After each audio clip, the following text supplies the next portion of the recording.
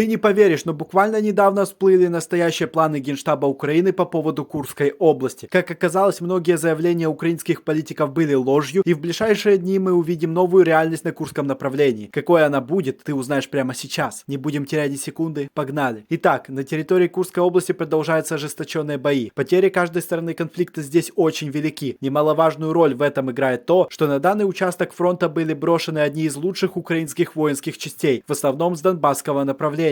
Это при том, что Россия поначалу бросила на затыкание прорыва украинцев не обычные части, а в основном спецназ и срочников. Также на Курском направлении интенсивно работают западные наемники. Преимущественно это французские граждане, обученные и подготовленные по западному образцу. Их численность на Курском направлении составляет не менее 500 человек. Украинская сторона конфликта даже заявляла о том, что украинским войскам под Курском удалось взять в плен несколько сотен российских бойцов за несколько месяцев. На данный момент украинцы продолжают искать места для нового прорыва, а также предпринимать фланговые атаки, чтобы удерживать инициативу. А Россия продолжает подтягивать множество резервов, а также современной военной техники. С каждым днем становится все понятнее, что ситуация на Курском направлении еще не до конца накалилась, а значит, каждая сторона конфликта будет держаться за этот участок фронта и перебрасывать все новые силы. Но несмотря на это, украинские политики сделали заявление, что Украина готова к прямым переговорам с представителями России и даже настаивают на приглашение российской делегации для обсуждения мирных инициатив. Советник офиса президента Михаил Подоляк заявил, что Киев не претендует на территории Курской области и допустил возможность потенциальных переговоров с РФ.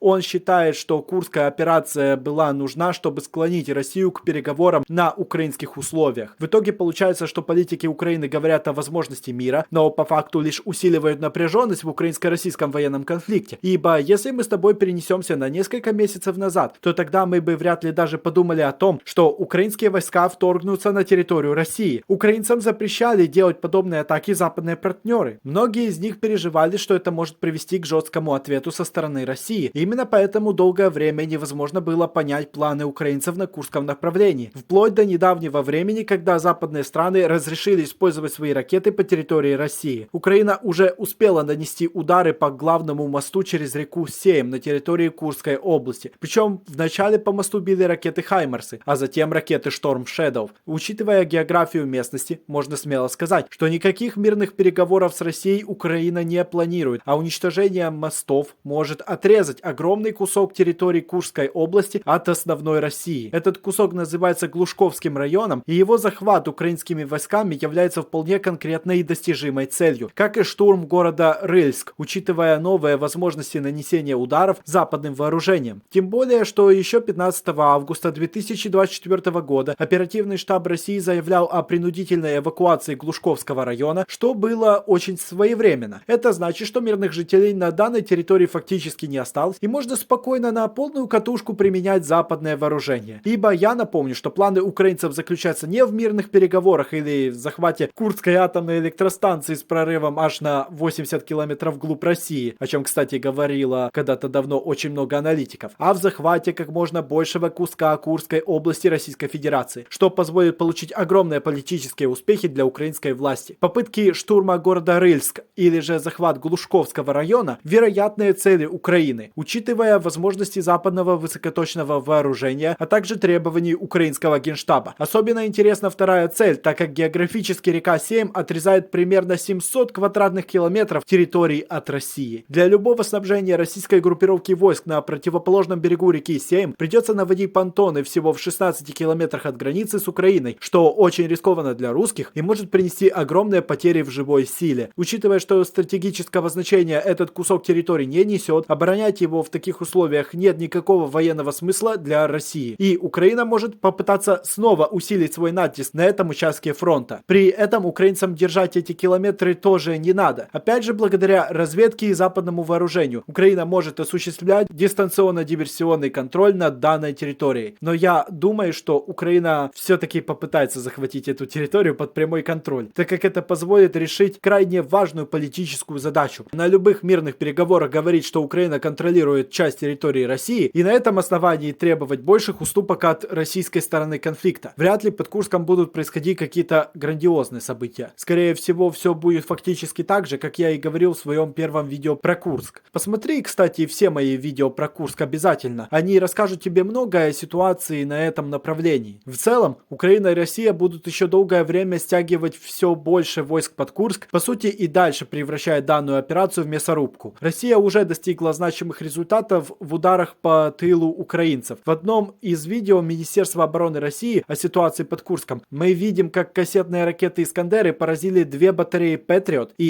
«Ирис-Т. Также был уничтожен украинский самолет Су-24. Регулярно наносятся массивные удары по городу Сумы на территории Украины. Город Сумы привыкает к жизни прифронтового города, а на территории Сумской области в среднем Россия сбрасывает по 50-500 килограммовых бомб в день. Вооруженные силы России не отстают от украинцев и регулярно выкладывают видео о массовой сдаче бойцов Украины в плен. Особенно много таких среди 22-й механизированной бригады вооруженных сил Украины. Это все я сказал к тому, чтобы подчеркнуть, насколько сильные потери под Курском у каждой стороны конфликта. Курское направление Украины имеет свои последствия для Украины. Оно ухудшило и так тяжелое положение украинцев на Донбассе. Об этом писало издание The Wall Street Journal, пообщавшись с бойцами. По данным издания, Украина передислоцировала силы с Восточного фронта, что привело к большому рассредоточению войск на Донбассе. У войск Украины на Донбассе уже недостаточно людей, чтобы как следует выполнять свою работу. Об этом сказал командир 21-го батальона ВСУ, который обороняет город Красногоровка. По словам этого человека, мобилизованными восполняется лишь около 20% потерь его батальона. Многие считают, что все это последствия Курской операции украинских войск. Также украинские военные очень устали. Украинские командиры жалуются тоже на нехватку артиллерийских боеприпасов и людей, вызванную усилением действий под Курском. Ранее военные с Покровского направления также рассказали газете Politico, что после начала Курской операции ситуация у них ухудшилась. Солдаты Украины на Донбассе смотрят на Курскую операцию, куда отправляют огромные резервы техники и вооружения, которого не особо много, и сожалеют, что им приходится постоянно отступать и нести потери. Говорят, что Курская операция может привести к масштабному отступлению вооруженных сил Украины на Донбассе и даже возникновению окружения с огромными потерями в личном составе. Особенно тяжелое положение сейчас под городом Угледар. В западных странах тоже не обошли стороной Курскую операцию Украины, мнение о которой неоднозначно. Многие считают, что ее цели хоть и понятны, но она может привести к глобальным последствиям в будущем. Никто не исключает, что Украина будет снова требовать больше оружия и техники от спонсоров, чтобы покрыть потери Курской операции. Будет попытка даже разжечь у западных стран интерес к украинско-российскому военному конфликту. На данный момент в Украине уже наблюдаются перебои в поставках вооружения и блокировки новых кредитных линий от Запада. В целом ситуация под Курском пусть и остается туманной, но планы Украины прорисовываются все сильнее. Наступление на этом участке фронта будет вестись по принципу «бери территории столько, сколько сможешь», последствием чего могут стать очередные позиционные бои. Каковым будет ход этих боев, покажет время, и я жду твоего комментария по этому поводу. Спасибо, что досмотрел до конца, и до новых встреч.